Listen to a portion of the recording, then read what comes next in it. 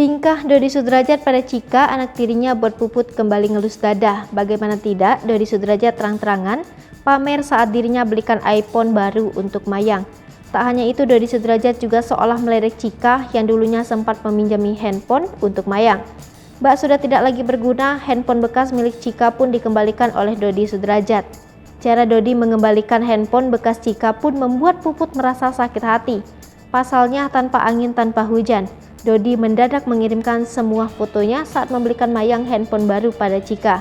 Dodi Sudrajat bahkan meminta Chika mengambil iPhone 8 miliknya. Melihat pesan Dodi Sudrajat, Puput lantas merasa kesal. Pasalnya seharusnya Dodi mengembalikannya secara baik-baik, bukannya minta Chika mengambil sendiri. Tindakan Dodi Sudrajat tersebut membuat netizen makin geram. Banyak yang menuding Dodi seolah tak mau Mayang kalah dengan Chika.